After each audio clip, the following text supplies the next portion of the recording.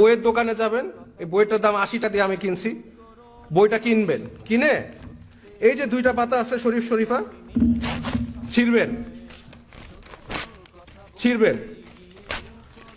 ছিঁড়ার পরে আপনারা হচ্ছে ওই বইটা আবার দিয়ে দিবেন, দিয়ে বলবেন এটা কম, অর্ধেক দামে বেচো, যাতে মানুষের অ্যাওয়ারনেস হয় যে এই বইয়ের আমাদের প্রতিবাদ এটা হতে পারে যে আমরা এই বইয়ের 2টা পাতা, এই শরীফ শরীফার পাতা ছিঁড়ে ওই বইটা আবার ওদের কাছে দিব, আমার টাকা দিয়ে আমি ছিঁড়বো।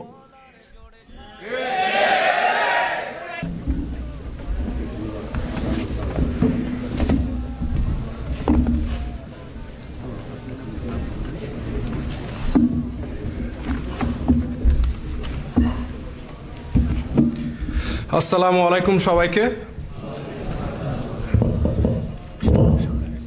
আমি খুব সংক্ষিপ্ত বক্তব্য রাখব।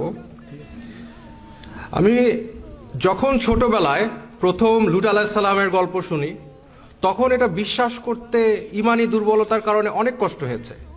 কিভাবে সম্ভব সমকামীরা, একটা জাতি, একটা রাষ্ট্র কিভাবে সমকামী হতে পারে? এটা কি সম্ভব? এটা তো মানে কল্পকাহিনীর মতো লাগতো ছোটবেলায়, যেটা কিভাবে সম্ভব। শুধু যে সমকামী একজন দুজন বা একটা রাষ্ট্র সমকামী সেটা না, যারা সমকামী না লূত আলাইহিস সালামের সময়, তাদেরকে সমকামীরা জোর জবরদস্তি করে তাদেরকে প্রেসার দেয়। এইটা কিভাবে সম্ভব? কোরআনে লেখা আছে, বিশ্বাস করা খুবই কঠিন।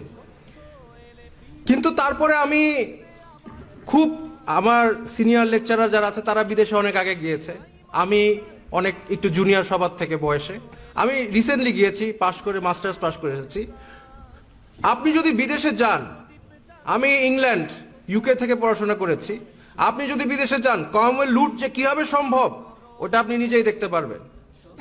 সরওয়ার স্যার বলেছেন 40% আমেরিকানরা এখন সমকামী, বাচ্চা কাচ্চারা 40%। তার মানে কি 2জনের মধ্যে 1জন সমকামী। কিভাবে সম্ভব? শুধু যে তাই না, ইংল্যান্ডে যে আমি গিয়েছি, আমার এখন গতকাল আমার ফ্রেন্ডের সাথে কথা হচ্ছে, পিএইচডি করছে আমেরিকায়, বলছে এই সমকামী বিষয়ে, এলজিবিটি ব্যাপারে, ট্রান্সজেন্ডারের কথা বললেই আপনার শেষ, লাইফ শেষ। এবং এটা আমি নিজে ফেস করেছি। আপনার ইংল্যান্ডের জেলে, আপনার ওখানে গেলে আপনার বলতো, আপনি যতক্ষণ না পর্যন্ত বলবেন লাইলা সমকামী, এটা না বলা পর্যন্ত তারা আপনাকে শান্তি দিবে না, আপনাকে চাকরি দিবে না। আপনি যদি পড়াশোনা করেন, আপনাকে পড়াশোনা থেকে, আপনাকে ইউনিভার্সিটি থেকে বাইর করে দিবে। আমার বাবা জমি জমা বিক্রি করে বিদেশে পাঠিয়েছে। আমরা এখন যাদেরকে পাঠাচ্ছি বিদেশে, আপনার ছেলেমেয়েরা যারা বিদেশে যাচ্ছে, তাদের কি সমকামী বানানো হচ্ছে না? অবশ্যই। কারণ আপনি 1 দিন 2 দিন সহ্য করবেন, তারপরে কিন্তু আস্তে আস্তে মানুষের মানে মনোবিজ্ঞান তাই বলে যে মানুষ সবার সাথে মিলতে চায়। যখন দেখবেন আপনাকে সবাই কোথাও দোকানে গেলে আপনার সাথে কেউ কথা বলছে না, আপনার সাথে সবাই গালাগালি দিচ্ছে, আপনাকে কেউ চাকরি দিচ্ছে না, আপনাকে ইউনিভার্সিটি থেকে বাইর করে দিচ্ছে, তখন আপনি চিন্তা করবেন আচ্ছা হইলে সমস্যা কি। এবং এটা আমরা ফেস করে আসছি। যারা সিনিয়র তারা কিন্তু ফেস করে না, আমি নিজের চোখে দেখে আসছি। যতক্ষণ না পর্যন্ত লা ইলাহা সমকামী বলবেন, ততক্ষণ না পর্যন্ত আপনাকে নাসরবন্দারও ছাড়বেন না, নট পসিবল।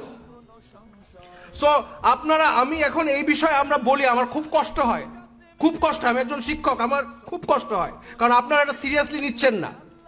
40% আমেরিকায়, তার মানে গড়ে 2জনের মধ্যে 1জন এই ট্রান্সজেন্ডার, এই সমকামী। কিন্তু আপনারা এটা সিরিয়াসলি নিচ্ছেন না। যাকে বলি সে হাসি দেয়, হেসে দেয়। এই ছেলে নিজেকে মেয়ে মনে করে, মেয়ে নিজেকে ছেলে মনে করে, হা কি, এটা তো একটা হাসির বিষয় আসলেই। কিন্তু আপনারা যে হাসিটা দিচ্ছেন, আমরা যে হাসিটা দিচ্ছি, এই হাসিটা আমেরিকানরাও দিছে আজ থেকে 100 বছর আগে। এই হাসিটা ইংলিশরাও দিছে, ইংলিশ খ্রিস্টানরা দিছে 100 বছর আগে। কিন্তু 100 বছর পরে কি হইলো? তাদের ছেলেমেয়েরা 2জনের মধ্যে 1জন সমকামী, এবং ভবিষ্যতে জরিপ করে দেখা গেছে যে 80% হয়ে যাবে। তার মানে কেমন লুট আপনারা ডেকে নিয়ে আসছেন, অলরেডি আনছেন, এবং বাংলাদেশে এটা আসতেছে। আপনারা এখন দেখতেছেন না, কিন্তু আমি দেখতেছি। আমার কষ্ট হয়।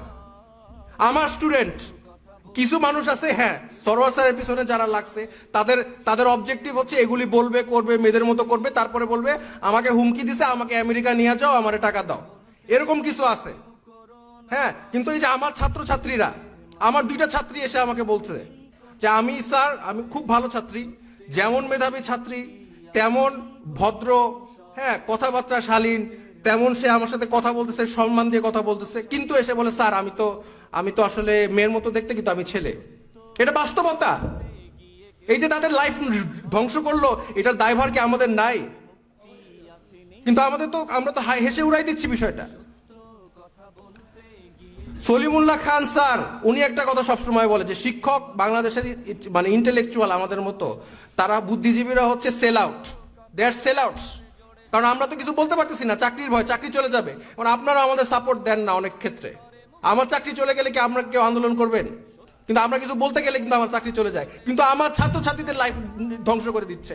আপনাদের কাছে এটা অবাস্তব, এটা আমি বুঝতে পারি, এটা হাস্যকর, বুঝতে পারি আপনাদের কথা, এটা অবাস্তব, কিন্তু এটা বাস্তবতাটা কিন্তু আমরা দেখতে পারতেছি। আমার ছাত্রছাত্রীরা ওপেনলি বলতেছে I am they them, I am she her, I am ze zir. হয়ে যাচ্ছে, অলরেডি হচ্ছে। একটা সময় আপনারা বলবেন যে এটা তো এলিট সোসাইটি, আমাদের কিছু যায় আসে না।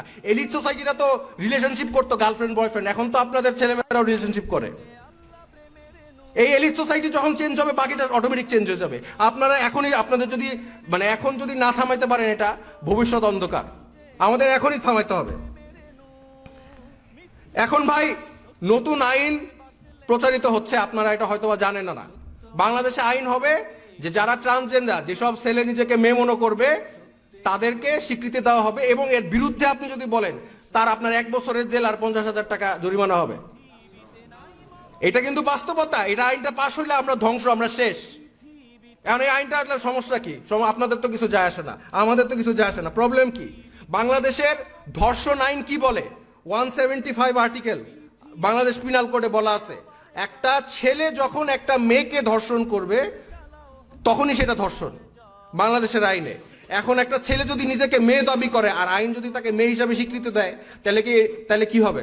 তাহলে সে ধর্ষণ করলে তার কোনো বিচার আছে বাংলাদেশে? কারণ মেয়ে তো মেরে ধর্ষণ হয় না। তার মানে আমাদের দেশে তো আমরা ধর্ষণ আইন আমরা প্রচলিত করতেছি, ট্রান্সজেন্ডার নামে ধর্ষণ করবে। আমাদের কারো আত্মীয় স্বজনের যদি আল্লাহ না করুক ক্ষতি না হওয়া পর্যন্ত কি আমরা আগের থেকে কিছু করতে পারি না? ক্ষতি হওয়ার পরে এই ট্রান্সজেন্ডার আইন যদি পাস হয় তাহলে তো ধর্ষকরা তো জাস্ট বলবে আমি মেয়ে। এখন আপনারা বলবেন এটা তো কোনোদিন হইতে পারে না, এটা তো বাস্তব কথা না। আমি উদাহরণ দেই, ডেমি মাইনর, এটা বিদেশে, উনি হচ্ছে ওরে প্রিজনে নিছে, সে হচ্ছে তারা প্রিজনে নিছে, মেয়েদের জেলে নিছে, মেয়েরা প্রেগনেন্ট হয়ে গেছে ওইখানে। আরেকজন আছে ইসলা বাইরন, স্কটল্যান্ডে, সে হচ্ছে ধর্ষক, সে বলছে আমি নারী। সে ধর্ষক, 2টা মেয়েকে ধর্ষণ করছে, সে নারী, সে গেছে মেয়েদের প্রিজনে, জেলখানায় গেছে মেয়েদের। এগুলো বাস্তবতা আপনি বাংলাদেশে আনতেছেন, কিন্তু আমাদের সচেতনতা নাই। আমি বেশি বক্তব্য দিব না, আমি জাস্ট একটু শেষ করে ফেলি তাড়াতাড়ি শরীফার গল্প দিয়ে। দেখেন এই যে গল্পটা, আমার কাছে বই আমি কিনলাম, আবারও বলি বইটা দেখেন। হ্যাঁ আমি কিনলাম, কেনার সময় আমার সাথে আশেপাশে যারা দেখছে তারাও দেখে দেখে হাসি দিল। মজার বিষয়, এটা কি দিছে? হ্যাঁ এই যে লেখা আছে, ছোটবেলায় সবাই আমাকে ছেলে বলতো, কিন্তু আমি নিজেই একসময় বুঝলাম আমার শরীরটা ছেলেদের মতো হলেও আমি মনে মনে একজন মেয়ে। সে যদি মেয়ে হয়, একটা ছেলে যদি মেয়ে হয়, আর সে তাহলে তার বিয়ে হবে কার সাথে? ছেলের সাথে। তার মানে কি? সমকামী, যেটা আমাদের দেশে অবৈধ, কিন্তু সেটাকে বৈধতা করা হচ্ছে এই গল্পের মাধ্যমে। একটা আপনাদের ছোট যাদের ছেলে মেয়ে আছে, ভাই বোন আছে, তারা তো জানেন ছোটবেলায় অনেক ছেলে নিজেরা মেয়েদের জুতা পরে, মেয়েদের মতো মেকআপ করে, এটা তো স্বাভাবিক, তাদেরকে আমরা শুধরাই দেই। তারপরে তো আর পারবেন না, তাদেরকে স্কুলে ব্রেন ওয়াশ করা হবে, যেটা আমেরিকা ইংল্যান্ডে করা হচ্ছে, যে তুমি মেয়েদের মতো করছো তো তুমি মেয়ে। এরপরে আমাদের জেনারেশন পর জেনারেশন ধ্বংস হয়ে যাচ্ছে। দেখেন আপনারা অনুমতি দিলে, আমি একজন পেশাদার দার্শনিক, আই এম আ ফিলোসোফার, আপনারা অনুমতি দিলে আমি আমার প্রফেশনাল কিছু সাজেশন দিতে পারি। আমি কি দিব? ওকে, আমাদের এই বইটা আছে, এটা অলরেডি পাবলিশ, ঘরে ঘরে আছে। যাদের সামর্থ্য আছে তারা একটা কাজ করবেন, সেটা হচ্ছে বইয়ের দোকানে যাবেন, এই বইটার দাম 80 টাকা দিয়ে আমি কিনছি, বইটা কিনবেন, কিনে এই যে 2টা পাতা আছে শরীফা, ছিঁড়বেন, ছিঁড়ার পরে আপনারা হচ্ছে ওই বইটা আবার দিয়ে দিবেন, দিয়ে বলবেন এটা কম, অর্ধেক দামে বেচো, যাতে মানুষের অ্যাওয়ারনেস হয় যে এই বইয়ের আমাদের প্রতিবাদ এটা হতে পারে যে আমরা এই বইয়ের 2টা পাতা, এই শরীফার পাতা ছিঁড়ে ওই বইটা আবার ওদের কাছে দিব, আমার টাকা দিয়ে আমি ছিঁড়বো। আমার টাকা দিয়ে আমি বই কিনা বই ছিড়বো, 2টা পাতা ছিড়বো, ছিঁড়ে আমি যার দোকান তার কাছেই দিব, বলবো তুমি তুমি তোমার টাকা আমি কিনছি, তোমার লাভ হয়েছে, বই আরো লাভ করো, তুমি আরো 40 টাকা লাভ করবা, হাফ দামে বেচো। খালি বাপ মারে বলবা যে এই এই এই পাতাগুলো আমরা ছিঁড়ে রাখছি এই বই থেকে, এবং এই হাফ দামে আপনি কিনতে পারবেন। এতে কি হবে? যারা অভিভাবক তারা কিন্তু এখন জানে না এই বিষয়গুলো, তখন তারা জানবে। এবং শুধু যে জানবে তা না, তারপরে তারা এই বিষয়টা আমরা তাদেরকে দেখাই দিব যে এখানে প্রতিবাদ হচ্ছে, আমরা এই বইয়ের পাবলিকেশন যেগুলো পাবলিশ হচ্ছে সেগুলো আমরা যদি ছিঁড়ে ফেলে এই 2টা পেজ, এবং এটা যদি ফেসবুকে আপলোড করি সবাই যে আমরা ছিঁড়তেছি জায়গায় জায়গায়, ছিঁড়ে আমার টাকা দিয়ে আমি ছিঁড়বো, কার কি তারে আমি দিব, আমার টাকা দিয়ে আমি ছিঁড়বো এই 2 পাতা। এটা কোনো শিক্ষা না, এটা আমার ভবিষ্যৎ, আমার ছেলেমেয়ের ভবিষ্যৎ ধ্বংস করার একটা পার্ট পায় তারা। এই বলে আমি আমার বক্তব্য শেষ করছি। আসসালামু আলাইকুম। আসলে আমি যেই বিষয়ে কথা বলতে চাচ্ছি আপনাদেরকে যদি ভেঙে ভেঙে বুঝাইতাম তাহলে আপনারা যদি বুঝতে পারেন রাত্রে ঘুমাইতে পারবেন। ট্রান্সজেন্ডার ইস্যুটা তো একটা মারাত্মক ইস্যু, কারণ আমি এই বিষয়ে 6 বছর পিএইচডি করেছি ন্যাশনাল ইউনিভার্সিটি অফ সিঙ্গাপুর, এবং আমি দেশে এসে কাজ করতেছি। দেশে আসছি 2012 সালে। ব্র্যাক ইউনিভার্সিটি শিক্ষক ছিলাম, এবং ব্র্যাক ইউনিভার্সিটির বলতে হচ্ছে এখন এখানে আমার কাছে সন্দেহ হচ্ছিল দে আর ডুইং সামথিং, যেটা এখন এই যে বই পুস্তকে আসছে। সেই জন্য আমি চাকরি ছেড়ে দিয়েছিলাম। চাকরি ছেড়ে দিয়ে ইন্ডাস্ট্রিতে চলে গিয়েছিলাম, ইনসেপ্টাতে অনেক স্ট্রাগল করেছি। দেশে আসার পর পাবলিক হেলথ নিয়ে রিসার্চ করি। আমাদের দেশে মিডিয়া খুব বায়াসড, একপাক্ষিক, যার কারণে পৃথিবীতে কি হচ্ছে ওই জিনিসগুলো বলে না। যেহেতু মিডিয়া এই এজেন্ডার পক্ষে সরাসরি, তার প্রমাণ হচ্ছে নর্থ সাউথের ঘটনা ঘটলো, আমাকে জঙ্গি ট্যাগ দেওয়া হলো। আমি দেশের জন্য, দেখেন আমি এত পড়াশোনা করেছি, আমি সিঙ্গাপুরের নাগরিক ছিলাম, ওইটাকে ক্যান্সেল করেছি বাংলাদেশে ফোকাস করার জন্য। এই কোভিডের মধ্যে অস্ট্রেলিয়ার সরকার আমাকে ইনভাইট করেছিল তাদের নাগরিক হওয়ার জন্য, কেননা আমার রিসার্চ ব্যাকগ্রাউন্ড আছে, যোগ্যতা আছে। কিন্তু আমি দেশের কথা চিন্তা করে, এবং এই দেশেই যেন আমার মৃত্যু হয়, কবর হয়, এই কারণে আমি ওইটা ক্যান্সেল করে দিছি। তার মানে এই যে আমি যে এত কাজ করতেছি, আমাকে বানাই দিল জঙ্গি। আমি একজন একাডেমিশিয়ান, বাংলাদেশের সবাই জানে যে আমি রিসার্চ করি, এবং থ্যালাসেমিয়া একটা রোগ আছে, এটা নিয়ে কাজ করতেছি। যেই মতবাদ প্রতিষ্ঠা করতে আমেরিকার বা ইউরোপের 70 বছর লেগেছে, আর আমাদের দেশে গোপনে, আমাদের অজ্ঞত সুযোগে এটা আইন পর্যন্ত চলে আসছে, এবং এই বছর নাকি পাশ করবে। আরো ডেঞ্জারাস, 7ম শ্রেণীর বইয়েতে শরীফার গল্প আসছে। আমার আগের বক্তা বলে গেলেন যে মনে মনে নারী, মনে মনে পুরুষ। এটা কিন্তু আরো ব্যাপক জিনিস। আমার এই ফিল্ডেই পিএইচডি। আমি ফিশ লেভেলে কাজ করেছি, মাছের মধ্যে মেয়ে মাছগুলো ছেলে হয় কিভাবে, ওটা পৃথিবীর কেউ জানতো না। ওইটা নিয়ে 6 বছর খাটাখাটি করেছি। তার মানে যে ট্রান্সজেন্ডার রূপান্তরে ওই এক্সপার্টিস আমার আছে, ওই এক্সপার্টিস প্লাস পাবলিক হেলথ ওয়ার্ল্ডে রেয়ার, ওয়ার্ল্ডে এরকম এক্সপার্টিস কম আছে, বাংলাদেশে তো একাই। দেখেন আমার কথা আমাকে জঙ্গি বানাইলো একজন, সে দেশের জন্য কোনো কন্ট্রিবিউশনই করে নাই, যে বিকৃত মানসিকতা লালন করে। আর প্রত্যেকটা মিডিয়া, ডেইলি স্টার, প্রথম আলো, সমকাল, সবাই তার পক্ষে লেখলো। তার জন্য মানবাধিকার প্রতিষ্ঠান দাঁড়ায় গেল, বিভিন্ন এমবেসি থেকে, বাম পার্টি থেকে বক্তব্য দিল। সরাসরির জন্য কেউ কিছু বললো না। এই যে আপনারা যে আছেন, একটা বিবৃতি দিয়েছেন। আমার লাইফ যে এখন ঝুঁকির মধ্যে, আপনারা কি জানেন? আমার পিছিয়ে যে অনেক লোক ঘুরতেছে, আমি বাইরে যেতে পারি না। এবং আমার প্রতিষ্ঠানে গতকাল শুনলাম আমার জন্য পলিসি তৈরি করছে, যেন চাকরি খেয়ে দিতে পারে। এই বিষয়ে যেই কথা বলবে তাকে চাকরি খেয়ে দিতে পারবে প্রাইভেট ইউনিভার্সিটি থেকে। আমাকে টার্গেট করে ওরা কমপ্লেন করছে, ওদেরকে চাপে ফেলাইছে। আমি বললাম এটা কিভাবে সম্ভব? আমি শিক্ষক, আমরা কেন জাতি গঠন করি? আমরা চাই সাস্টেনেবল সোসাইটি হোক। আমরা কি চাই একটা অসুস্থ সোসাইটি হোক? এই অসুস্থ সোসাইটি দিয়ে কি বাংলাদেশের অস্তিত্ব থাকবে? তাহলে কেন আমাদেরকে কথা বলতে দেওয়া হচ্ছে না? দেখেন এই ইস্যু নিয়ে যখন কথা বলতে গেলাম, সবাই বলল যে ভয় করে, পুলিশ ধরে নিয়ে যাবে।